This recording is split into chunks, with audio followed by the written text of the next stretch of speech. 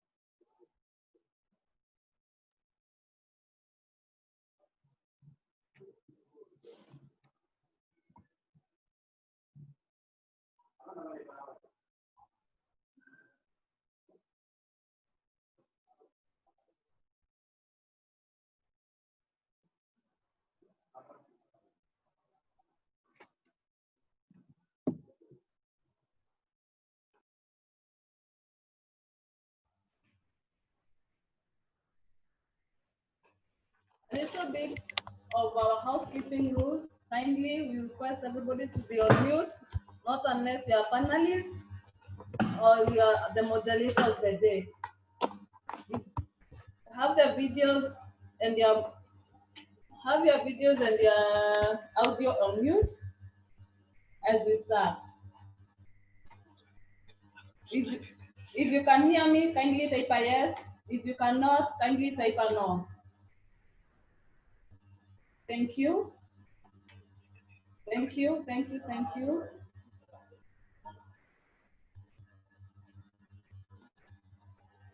Thank you.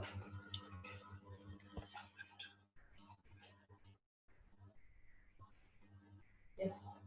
Today's panelist, our first panelist today is Charles Ogwoch Langayo. He comes from, Charles is a BS&P Global Partner Strategy Management Group, INC, from Balance Scorecard Institute and CEO Vintage Strategies Associates. Charles is a Balance Scorecard Institute from George Washington University, certified Balance Scorecard Master Instructor, Global Partner Strategy Management Group, GBA Balance Scorecard Institute. He's also a member of the board of directors. He's also a member of the board of directors at Bank of Baroda, Uganda. Charles. Hello, everybody. Charles, can you hear me? Hello, everybody. Hello. Hello, Charles. I can hear you very clear. Welcome to today's session. Thank you very much. Good morning, evening, afternoon, everybody. Our next panelist for today is Martin Wanjohi. Martin Wanjohi is the co-founder and the Chief Planning Officer at High Performance Africa.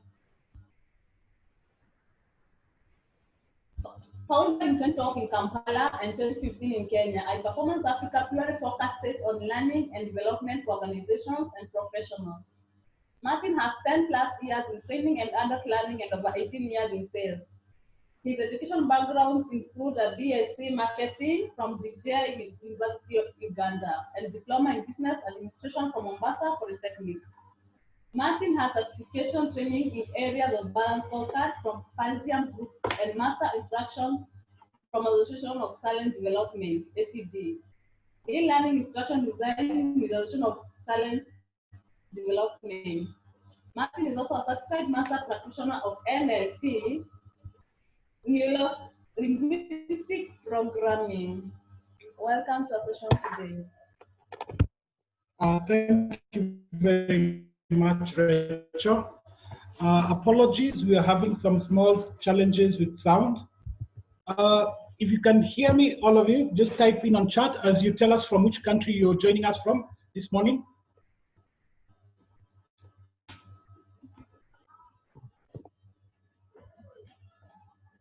You can share with us the country you're joining us from.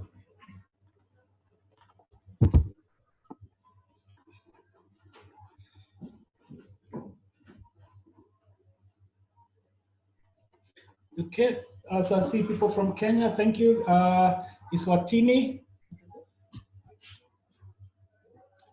Botswana, finally we get someone from Botswana. Welcome very much. Okay, Kenya. Okay, we'd like to welcome the 36 HR professionals in this session today.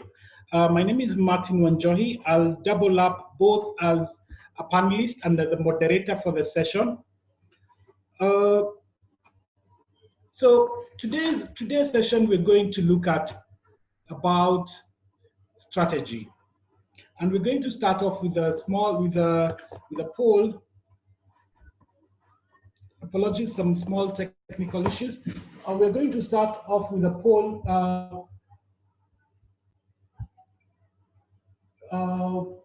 You'll see some questions there. If you can help us to take them on.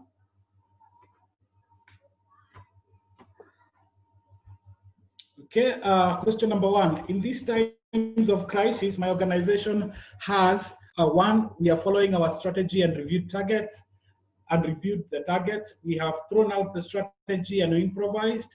We didn't have a strategy before and we are okay.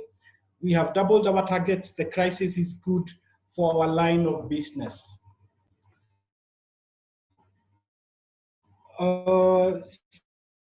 Second one, if we can all start taking that, just pick what speaks to you.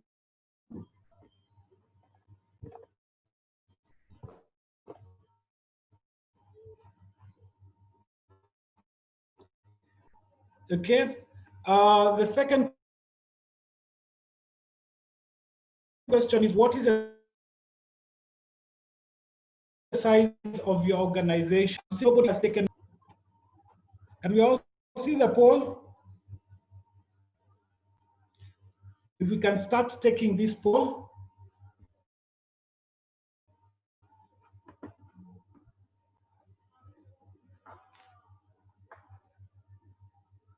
Okay, great. Now I see people are starting to pick the answer that mirrors what is currently happening in your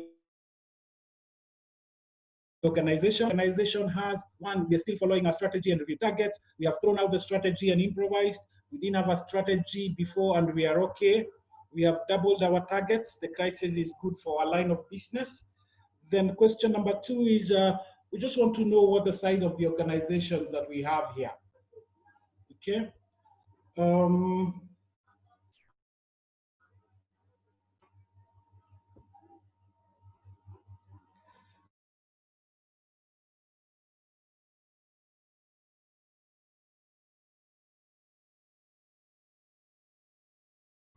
Okay, we are not even going to review our strategy.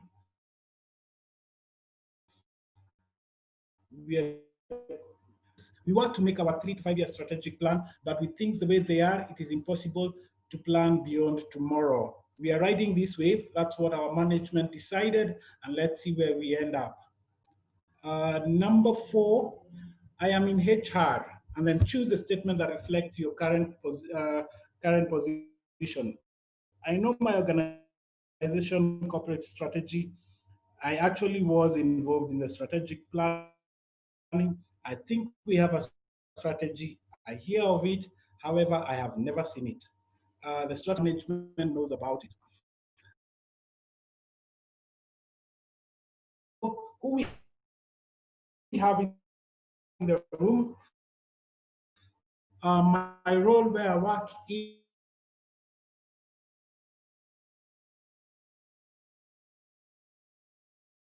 is human resource manager, HR director, HR something. I am in care. 46 people have taken this poll. Okay, I'd like to encourage you to take more people to take the poll. And if you finish up this, I just want to get, and then we can kick off.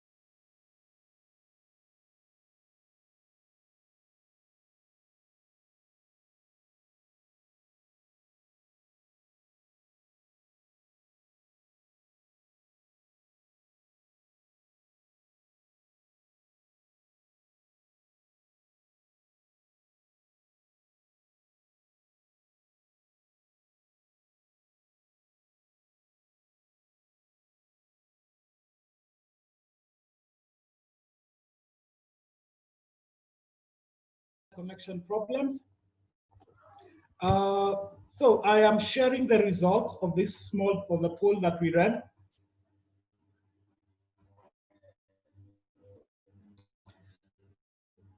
Charles, you can hear me?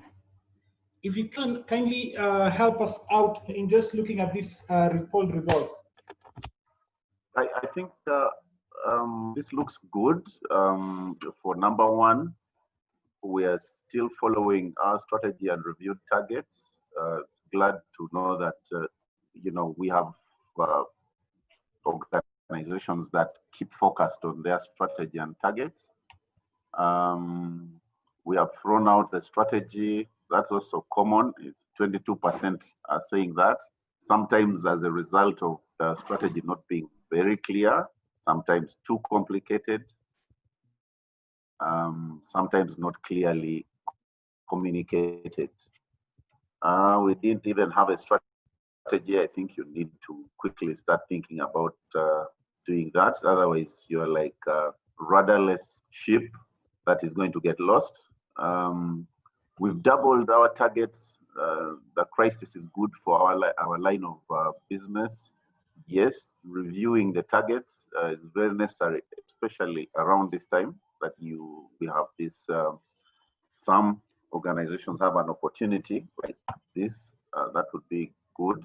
But overall, it's nice to see a good number looking, following the strategy and reviewing targets. Okay, so in terms of size of organizations, I'm seeing the large percentage of the participants herein is between 1 to 500 and 1 to 100. Oh yeah, so how about large organizations? Charles, this question number 3. Actually, let's look at number 4. Seems more interesting to me. I am in HR and Charles, what's your thinking there? I am in HR, and I know my organization corporate strategy, good indication, and was actually involved in the strategic planning process. At all times, as you develop the strategy, it must be inclusive at all the phases, starting from the top, going down, and getting those at the lower levels also involved in the process of planning. And this reflects that many of us actually know the organization strategy. Second category is, I think we have a strategy. I hear of it, however, I have never seen it. That could easily be a sign that we did the strategy, kept it in the drawer, a few people did it, and we did not go down to create strategic alignment by rolling out, getting this top corporate scorecard, enterprise-wide scorecard or strategy down to the unit at the bottom.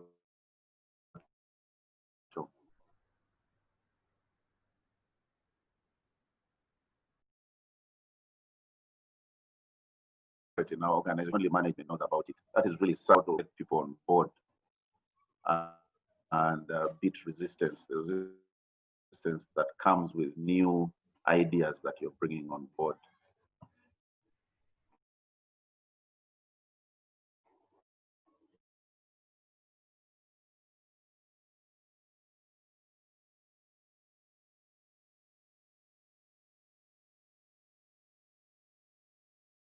Martin? So yes, fine, HR does not know this strategy. They tell you, no, we know the HR strategy, but we don't know the corporate strategy. So Charles, quick question: do we need to know matters to us? Everything else is just a story. I think from my experience, you can't have an HR strategy that is not aligned to delivering the corporate strategy. So the first step is for you to create an enterprise down to create what you call the HR strategy. So the HR strategy must be aligned to the corporate strategy. Further down, poll results, and we thank you very much for taking part in that. So we'd like to welcome questions from the audience for chat, and then we can be able to move ahead. So Charles, in your opinion, what do organizations need to do to do well? Pardon, I did not get you there. Okay, in these times of strategy, in these times of crisis, what do organizations need to survive? The primary purpose of existence of an organization is to create value for its customers. And at this time, in this particular time, the ability to create value may have been altered in some business environments. So we need to get down there and look at, is it still the same value we are delivering? Our processes still able to help us deliver this value? Do we need to take on new skills, new technology, a new way of life that will deliver these processes much better? Do we need to review the resources that we need to deploy to deliver the results, the value that we create for our customers? So essentially, it is a time for reviewing skills, reviewing our technology, reviewing our culture, reviewing our way of life, to be able to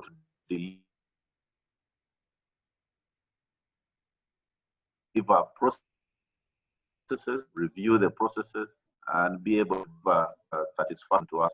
So a lot has to be done to go back and look at the targets, look at the objectives, look at the initiatives. The initiatives have to change to be able to deliver the same value, even more, for the customer.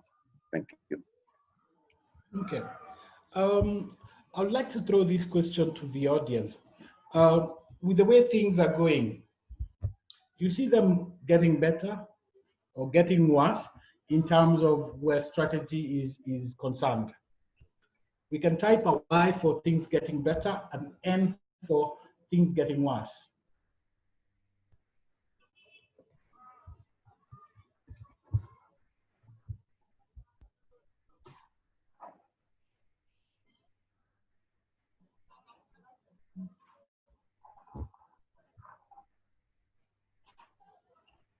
Okay, we are waiting to hear from you.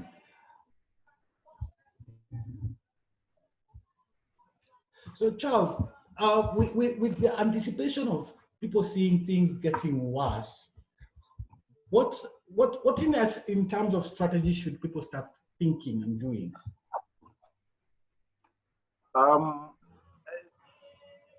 Things getting worse is a very good indicator of a low level of adaptability. In the event of a crisis like this, organizations should quickly adapt and move on. Currently, I'm actually at the premises of a client. A client has decided we must continue, and so we've redesigned the whole process of delivering a scorecard development process during this crisis time. We've quickly mastered how to manage work groups in between in-conference discussions in a conference room, and shifting quickly to get back to Zoom and discuss the themes and strategic results and strategic objectives and strategy mapping.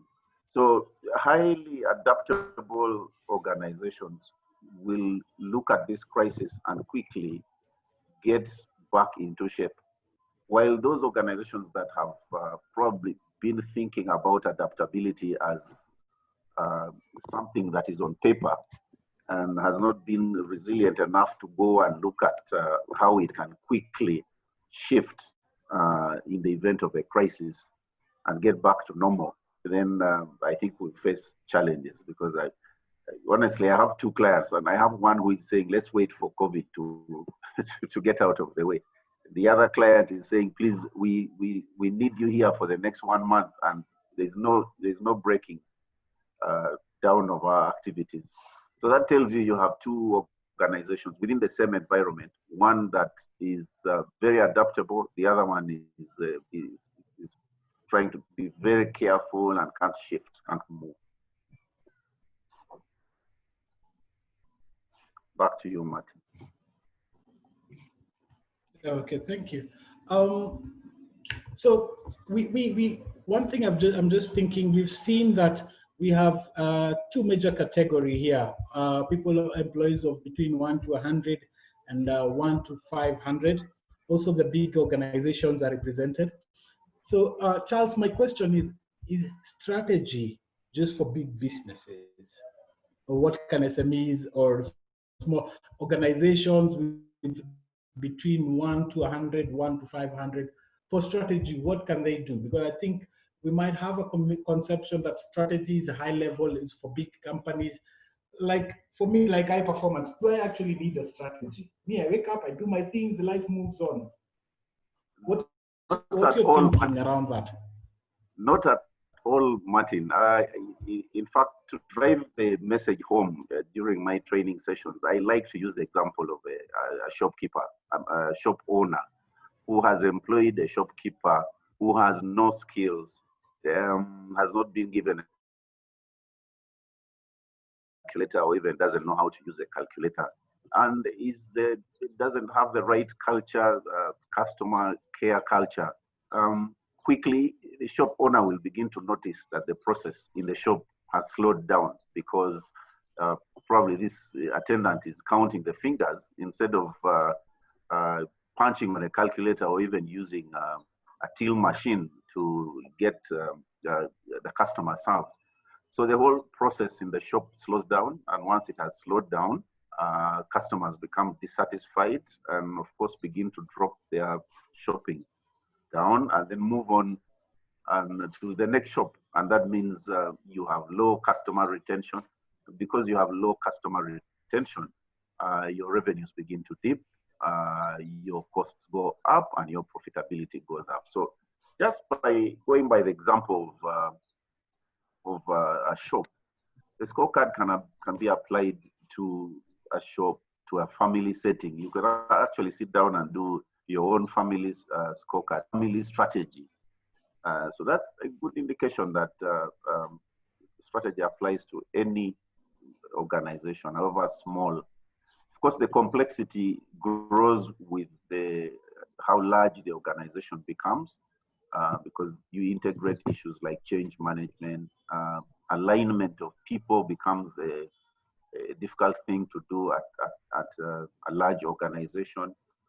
Of course, you have more resistance, wider need for resources, and so you can actually do this strategy from both the very small unit of an organization like a shop or a family to that big organization like an entire government system using scorecard. Our friend in Botswana is aware the entire government system uses balanced scorecard as its strategic planning and performance management tool. Yeah, so I think any size works. Okay. Just to pick to the audience, you can post your question on chat, and I think we can do it now as opposed to waiting to the tail end. And maybe now it might be a good time to ask the audience, do you think it's good to understand your organization's corporate strategy? And if you do not understand it, are you going to take any effort to understand the document, or it's a document out of your reach? So with a yes, just so that we know you understand, you have read the document, you have understood it, and then a double yes that you N and a Y, and no and a yes that you don't understand it and you'll make some effort to understand the document. Let's have that being typed on chat, at least just to give us to see what the thinking is. Then Charles, as people respond to that, why don't we just demystify the word strategy, because it looks so big. If we can bring it down to just to layman's language, what actually is strategy? If you were to meet someone, what would you tell him strategy is, without the big words? Without the big words, it's your plan, moving from where you are to where you would like to be. And during that process, it's about defining what success will look like when you get to that place or that point 3 to 5 years from now. And then looking at what areas you should focus on, because you can't chase after everything. So you pick these strategic themes or your plan themes, the areas that you'd like to focus on. And once you have the plan themes, you then pick areas that you want to continuously work on to improve your, to make progress towards achieving the results that you see at the end of your plan. And so those areas of continuous improvement are then called your objectives.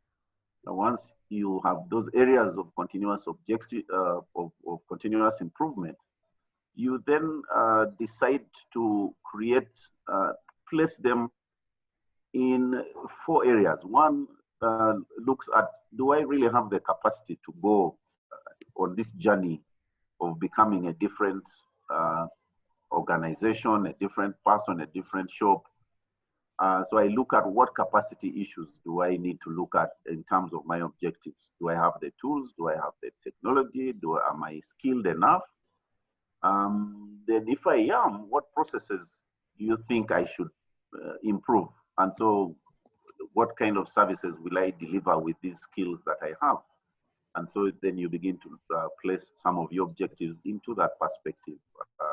That looks at the business processes or the way you are going to deliver better services to your customers. Then you also need a set of objectives that will tell you how satisfied your customers and stakeholders are with the services that you are delivering. So you need a few objectives, one or two in that perspective. And then finally, you then look at, am I achieving the financial results in terms of revenue and at a cost that is optimized so that I can be more profitable. So in very brief words, it's a plan. Then maybe the other thing is to then say, okay, if I am to do these continuous improvement areas and achieve results, what new things can I do? And so then you introduce projects. And as you introduce the projects, you then start thinking about prioritizing them. Maybe I don't have the money to go to school or send my shopkeeper to school. Right now, I'll focus on giving the shopkeeper little skills on the use of basic technology, as I plan to get better technology later. So you then begin to prioritize your initiatives and look at them. Those that have high strategic impact and require less resources are low-hanging fruits.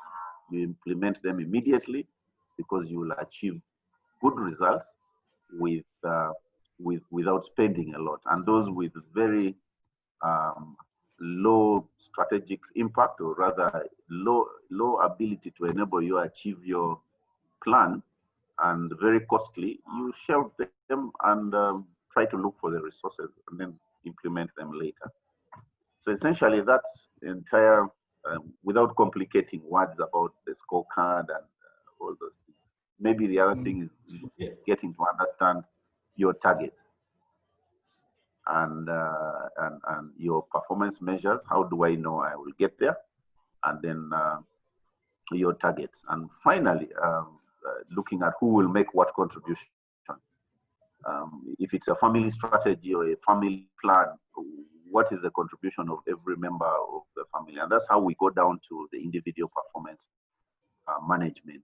What results do I have to deliver as an individual? And I must have a personal connection to those results that I will deliver. And that makes me know exactly what I would like to achieve.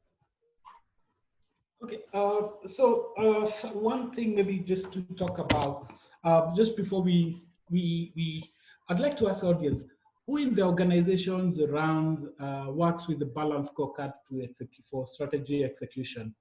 If you can type a Y, just to know that you use a balanced scorecard in your organization.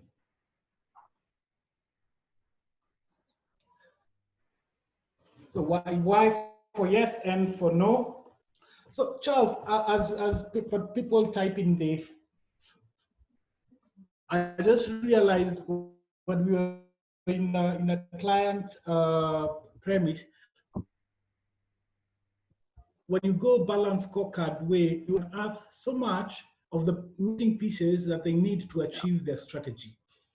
Now, and I'm seeing my organization is making money. Now I want to spend the money on strategy. I can just continue making money. Life is okay. We are making money. What's the big deal? Why do we now need to start spending money with the hope to make more money in the future? What do you think about that? What would you say to someone like that with that kind of thinking? Well, yeah, for how long will you make money? That's a very good question. That's a very good question, Martin. For how long will you make money with the same product that you have and with the same kind of services that you are delivering? We are beginning focusing on strategic risk management and looking at, you know, for how long will this product be valuable or value to the customer? And so if you do not have the ability to check the period within which you may have to shift, then it becomes a problem. And then the environment outside there is very dynamic. The strategic environment is very dynamic. If you sit back and say, okay, well, the common thing that happens in Kampala here is that the very rich guys simply call the shop owner and find out how much did you bank today, what's my bank balance, and that's all I need to know. So that really becomes a problem because the environment changes for a short time and you do not know what direction to take. If you went to find out what's happening now, many of those guys do not have a blueprint. What needs to be done in the event that something goes wrong. But I wouldn't want to discourage also those who do not have a balanced scorecard system. Any strategic plan that you have of any kind can be retrofitted to into a simple balanced scorecard system that helps you to understand the relationship between your vision, mission, and how the objectives connect to deliver that vision and mission. It also makes your strategic plan more visible because the balanced scorecard really is a very good tool for visualizing strategy. Particularly the strategy map becomes a very important tool for picking your existing strategic plan and putting it into a simple diagram that reflects exactly what the organization is doing to achieve its results. So I would encourage all those organizations that have, I can see we have a lot with the no for balanced scorecard, but very simple tool to use to visualize your strategy if you can, and it's not very cheap. It's not very expensive. It's for you to do that. So try and get somebody to help you get that existing structure, put it and use to develop a scorecard system. The other thing is it also helps to test the gaps in your existing strategic plan. I recall a few years back, I was invited by my church to look at their strategic plan. And so in a short time, I was able to look at their plan, put their objectives on the wall, place them into the perspectives, and you could glaringly see that there are certain objectives that are being driven by nothing. There's no process driving the results in an objective.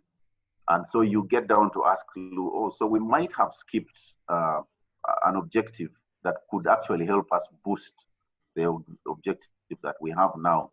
And so it's important that you get the scorecard, use it to test the quality of your existing strategic plan and look at the gaps that may be in place. We like to use what we call leading and lagging measures. You might have a plan that is full of lagging measures. You're looking at customer satisfaction, but then the leading measures, what drives the customer to get satisfied, are missing in your strategic plan. So that's another balance that you need to put in place. Another check that could help you. Charles, man, Yes. From what you're saying, sounds brilliant, sounds easy. What I just need to do is get a template from someone who's done balanced scorecard, plug in things, and I'm good to go. You know? That's also possible. I mean, we need to. What are the dangers of that? What are the dangers of that? The dangers are that you could get it wrong.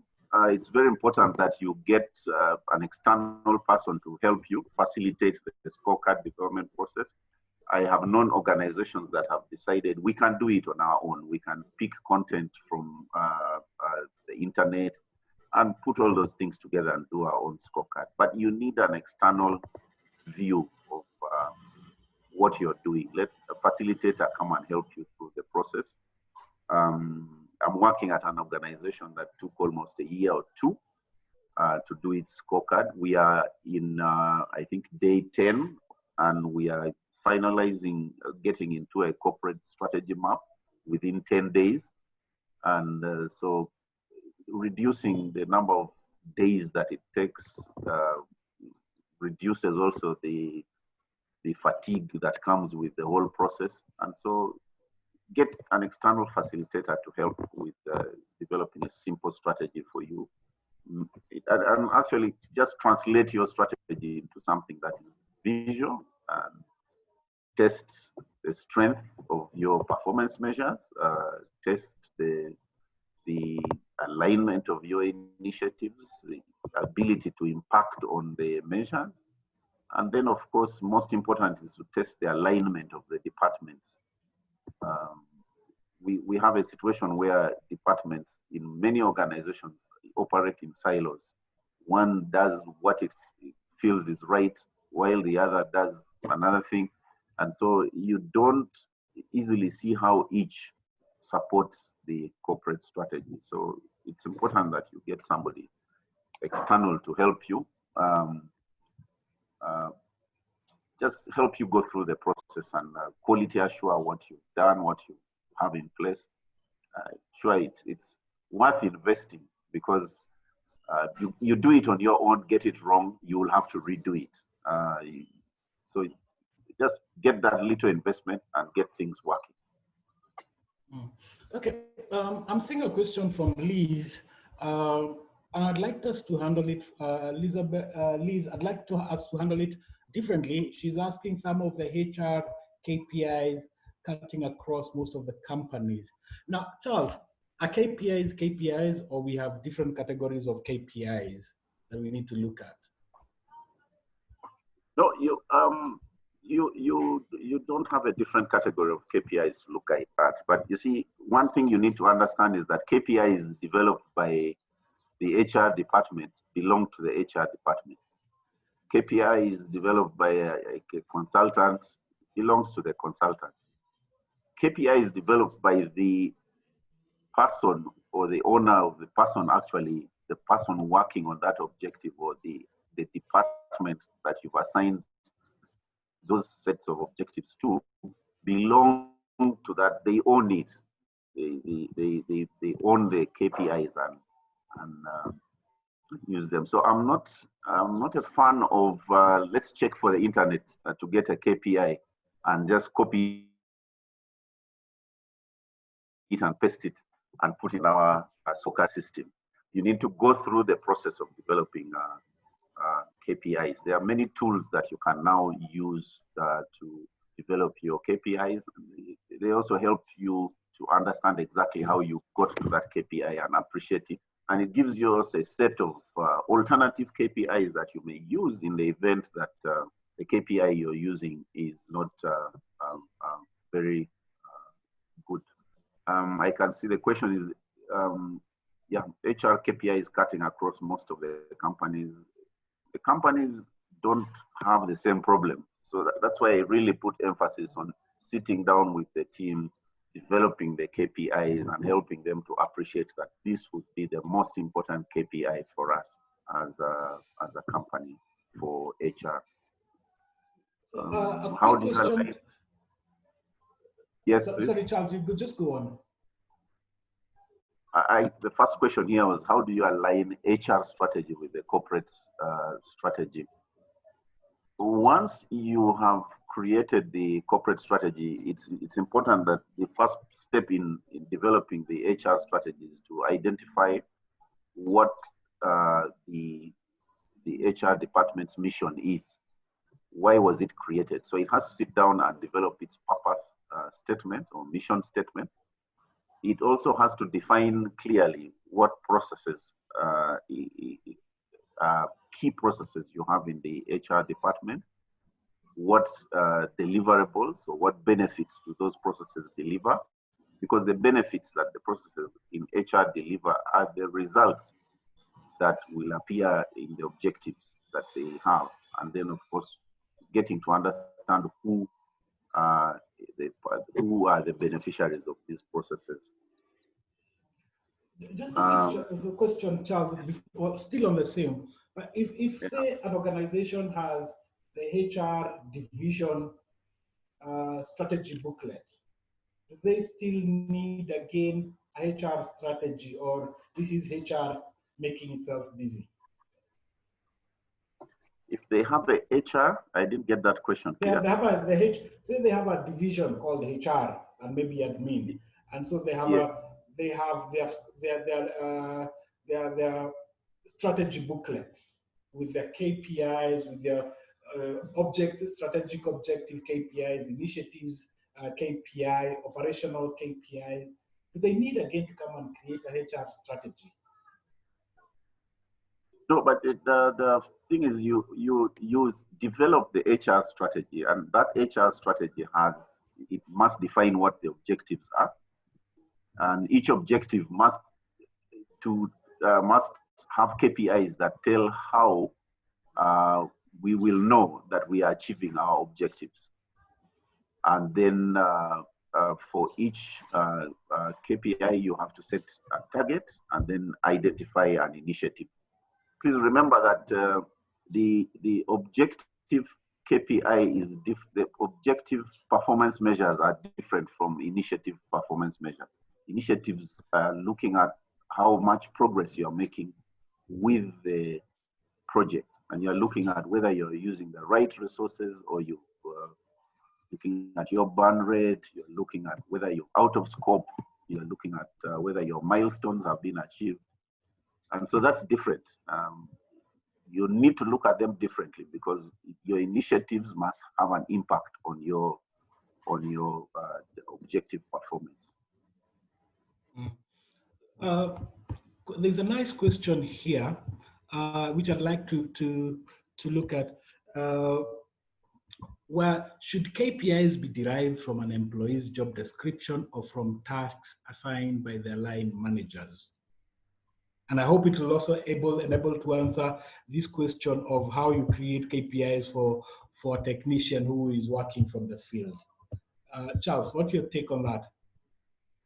No, JDs are very essential for determining what kind of personal KPIs you have for an employee. So, true, you use JDs. You need information on the JDs to develop personal goals, personal KPIs. But the JDs must be augmented with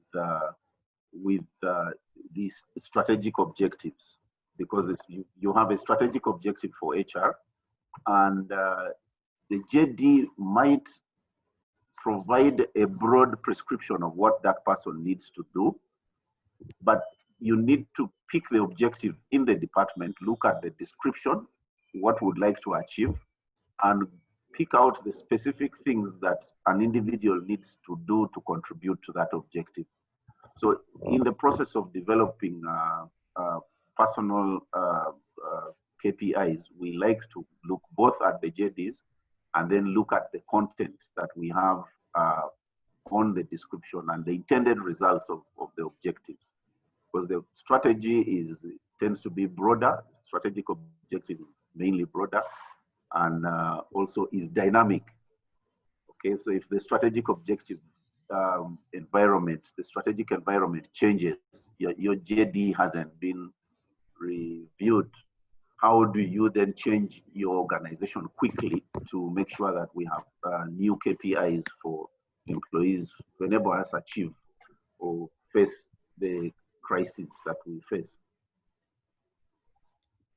Okay, there's an interesting question from Troy, and I think it's in reference to something you said, is that, does that mean each department will have a mission and a vision?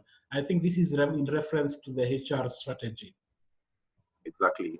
The vision remains the same for the entire organization, but in order for the department to describe exactly why it exists, what benefits it delivers, how unique it is in the organization, it needs to create its own purpose statement, either purpose statement. Some people prefer to call it purpose statement so that it doesn't conflict with the mission statement. So it must define, because the mission statement is a statement of who you are, what you do, what kind of products and services do you provide, how uniquely do you provide them, and what high-level benefits will your department deliver to the organization. That really helps you to clearly understand the kind of objectives you will have to put in place to drive the performance of your department.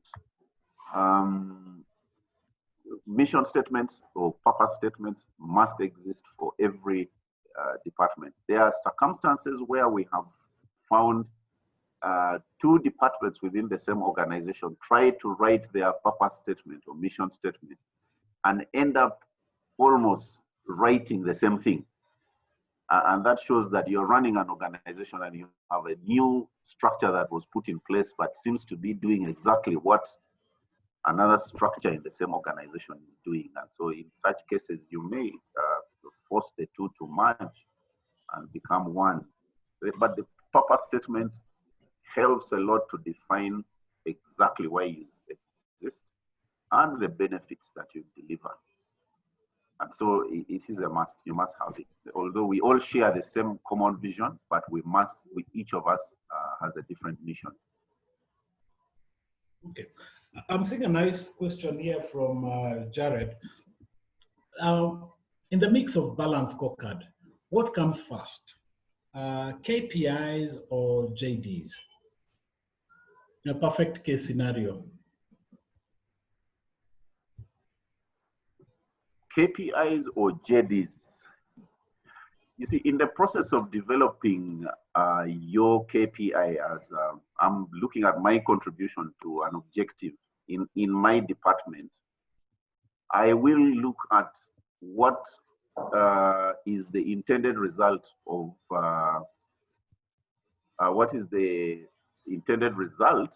that objective. Okay. The JDs define these parameters in which I should operate. And it gives me direction on what my role is, if it is enabling, supervising, reviewing, or developing plans. It gives me a general direction of what I need to do. But picking from my JDs, I need to also look at, so if I'm going to supervise, okay, and I have an objective for my department, which might be something to do with the staff, improve employee productivity or something like that. I need to then be able to pick exactly what that objective, what the intended results are, and look at the JD and together combine and come up with a SMART goal that I will achieve, which becomes my personal KPI. So we use both the JD and the intended results or the KPI that you have at the departmental level, and then that helps us to formulate a personal KPI for myself. We like to call them SMART goals or SMART goals. It's personal KPI. Okay, I think we have a few minutes before our time is up. Maybe one question. Is there evidence that organizations that use the balanced scorecard outperform or outlive companies that do not use the balanced scorecard and use another tool for strategy execution?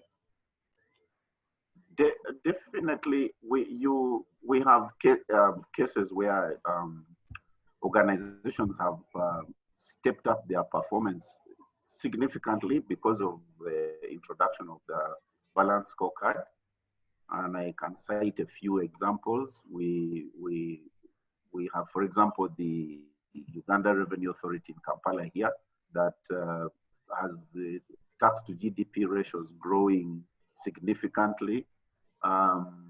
We have the National Social Security Fund in Uganda that is also getting its revenue growing very, very significantly, and its interest to members also going up. Quite a number of organizations that have been successful in using the scorecard. Those that have not been very successful may not have reached that level of creating efficiency in using the scorecard, and so there are those that try to use the scorecard and along the way have a challenge with alignment. Okay. Others have a problem with the resources. Others have a problem with the competing initiatives or projects. I like to encourage organizations that are using the scorecard to integrate on incoming strategic planning frameworks into the balanced scorecard. So it really varies from one organization to another, but those that use it to full capacity really get full benefits from using it as a tool for improving its strategic planning and performance management. Okay, so Charles, I'd like to pick your mind on something. So say you have a technician whose work is to install internet for clients. How would you set up his KPIs? The first process is, by the way, is if he works in the IT department, if we've had a challenge where you have a corporate plan and then you ask people to develop their personal objectives and tell us how they contribute to the corporate plan. Now, the corporate plan doesn't give the technician clear visibility of what he has to do. In fact, if he looks at the corporate plan, he might not even identify an objective that helps him to do that. But if you do a good cascading from the corporate plan to the IT department scorecard, you then begin to see, you begin to see things like promote the use of technology, and that makes it easy for the technician to connect his assignment or task to connect internet to promoting use of technology. And so then you can then look at the KPIs that you have around that objective of promoting the use of technology, whether it's you're looking at the access, reliability of internet services, and then you can now pick a personal KPI for him that looks at things like downtime, reduce for a technician. He's going. Let's be careful not to measure the activity of going to the field to connect. Let's measure the result that that activity delivers. If that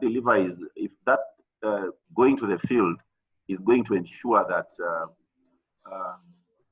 internet access availability is at 99% throughout the year, then it doesn't matter how many times this gentleman runs to the field to do the internet connectivity, because you are looking at the result he's going to deliver, not the number of times that the person goes out. Yeah, because you have to be very careful. It's like all bees get out of the beehive to go and collect pollen for the manufacture of honey. You don't measure the number of times they've gone out. You measure the amount of pollen they have brought into the beehive. So you have to be very careful with what you measure at the individual level. But also it's very important that you have a one-on-one discussion with the individual so that he appreciates that you would like him to look for some slightly high level, achievable goal, measurable and achievable goal within a certain time frame that you'd like to see, rather than the moving out of office. I like using the example of organize 5 meetings as a personal goal or as a KPI. When you organize 5 meetings, what happens? Why don't we measure either the awareness or the level of engagement of staff? Something that changes, not the number of times you sit in a meeting.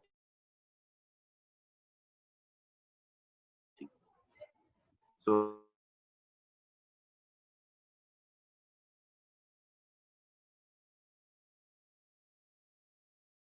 that ticks me off.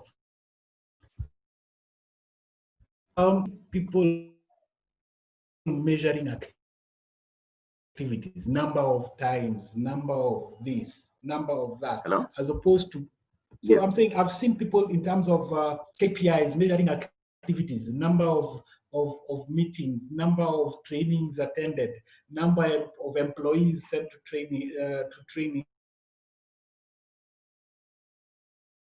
in a year.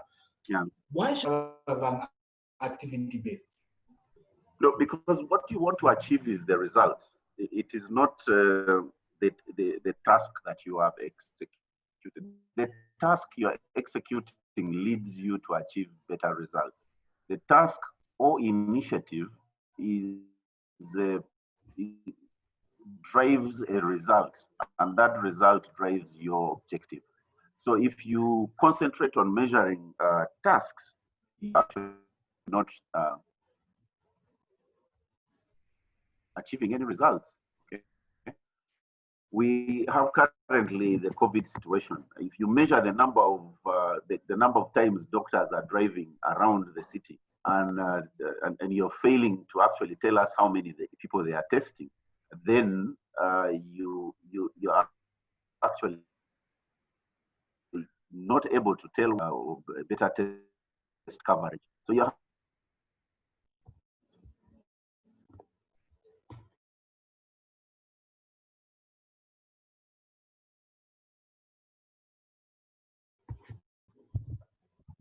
Charles, we lost you a little bit. get back to facilitate a session. We can continue tomorrow. Okay. Okay. Yes. So from Troy says if the organizations don't have time, they will not get 2 years to do a balance with.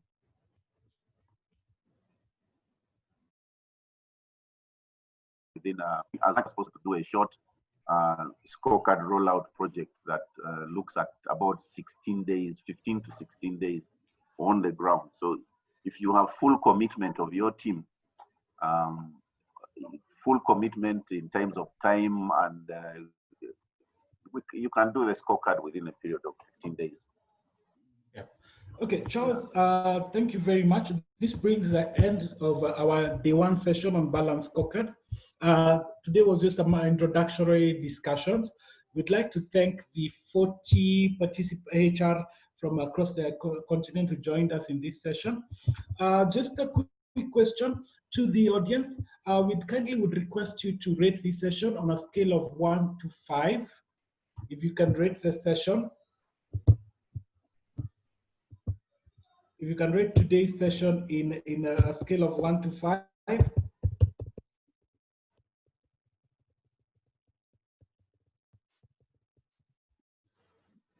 Okay, thank you very much. Also, we'd like to request you to join us tomorrow as we continue with this discussion. And if you have any question, I've shared my email address, martin@iperformanceafrica.com. And I have a question for the audience. If you would be interested to learn about the Balance Scorecard as a full course, type a yes, so that we just know how many people would like to learn about the Balance Scorecard, take a course on it, and actually be able to drive strategy to drive strategy in the organization. Okay, Charles, we have a class here. So there's a question here. Alan, okay. 1 is the lowest and 5 is the highest. So that's what we are asking, to rate on a scale of 1 to 5, 1 being the lowest, 5 being the highest. So if you'd like to learn more about strategy and more about the Balance Scorecard and how you can use it in your organization and become enter the strategy space, we are developing a course for you. We will be sharing the details tomorrow in tomorrow's session. So we'd like to invite you tomorrow again from 11 o'clock to 12 o'clock. We will be me and Charles again tomorrow. And we're glad that you're able to join us today. Charles, thank you very much for your time. We'd like to appreciate you very much. Okay, so again to everyone, we'd like to say goodbye and have a great day, everyone, and see you tomorrow. If you have any question, I've shared my email address. We'd like to hear your question. Thank you, and have a great day to everyone.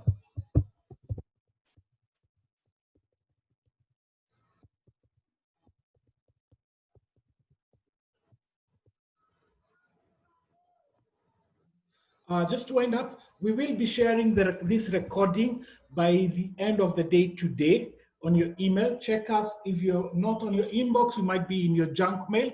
Kindly mark as not as spam, and then our emails can be going directly to your inbox. We will email this recording today by the end of the day. Previous recordings, Alan, kindly check. We have been sending all the recordings. But also we will do a new e-shot where we combine recordings for all the sessions. So if you've missed out on any session, for those who signed up for the sessions later, you will get a link with all the recordings. And thank you very much and have a great day, everyone. Bye-bye.